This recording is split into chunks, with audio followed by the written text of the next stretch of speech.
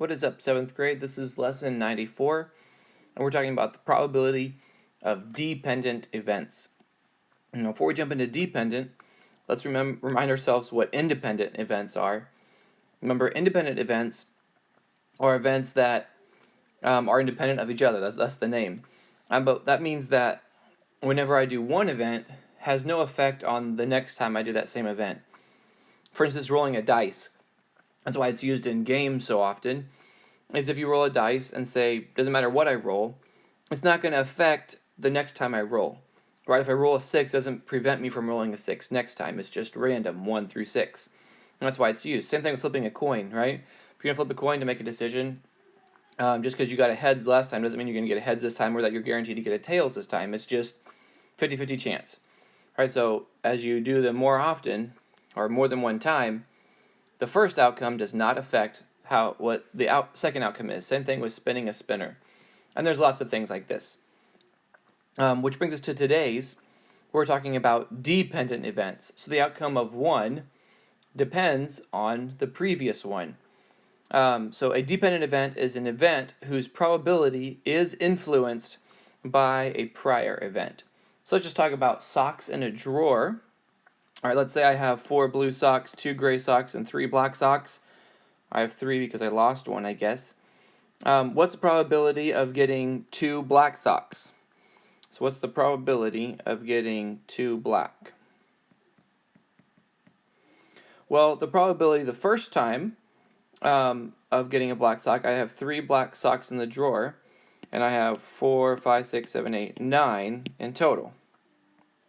So there's 9 socks in total. So there's 3 black socks, and there's 9 in total. But if I pull out a black sock, that means there's not a black sock in there anymore. And the next time I go in there, now there's only 2 black socks, and now there's only 8 in the drawer. So notice the probability of the first one is different from the probability of the second one. So if I want to find the probability of getting 2 black socks, I would just have to multiply those two together, right? So this would be 1/3 times 1/4, which would be 1/12. Because 1 times 1 is 1, 3 times 4 is 12. So the probability of getting 2 black socks, if I'm just reaching in there randomly when it's dark, would be 1/12 from this scenario. So now that we know what dependent events are, let's do a couple examples here so we just kind of see how this works, or how we can see how this feels and how we work these out. So the 2 red marbles, 3 white marbles, and 4 blue marbles are in a bag. If one marble is drawn and not replaced, and a second marble is drawn, what is the probability that both marbles will be red? So first, I guess we need to look and see how many marbles are in there. 1, 2, 3, 4, 5, 6, 7, 8, 9 marbles. So the first time we reach into the bag, there are 9 marbles in total. And how many of them are red? 2. So there are 2 out of 9, that's my chance, of grabbing a red marble the first time I reach into the bag and just randomly grab a marble. Now, the next time, if I've taken out a red marble, now there's only 8 marbles left.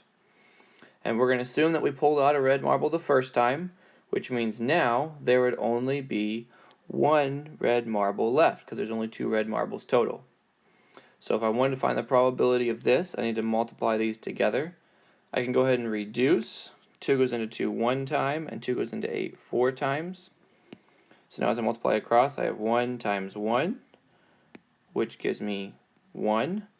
And on the bottom, I have 9 times 4, which gives me 36. So the probability that I get 2 red marbles reaching in there at random is going to be 1 out of 36. Alright, the next one, example 2, it says 2 cards are drawn from a regular shuffled deck.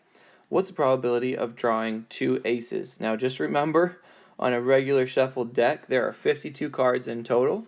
There's 52 because there are 13 of each suit.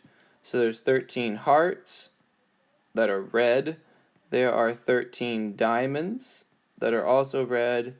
There are 13 spades, if I can draw that. And then there are 13 clubs.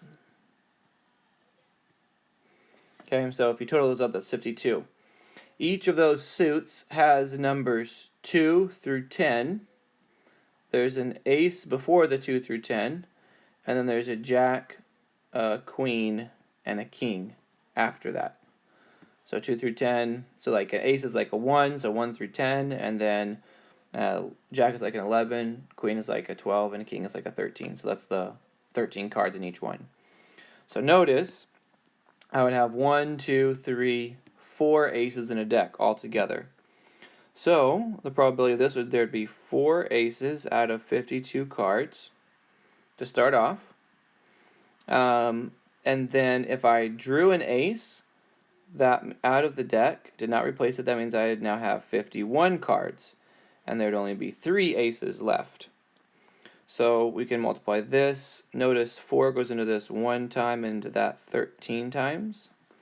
So I would have 1 times 3 on the top, and then 13 times 51, which I'm going to use a calculator for. 13 times 51 gives me 663. So that would be my probability. But if we want to know that as a decimal, we'd say 3 divided by 663. And that is about equal to 0.0045248. So that is less than 4/100ths. So that's less than 1% chance, right, of getting 2 aces. So that's the basic idea here of today's lesson. If you have any questions, let me know. But I'm sure you will do great. Good luck, guys.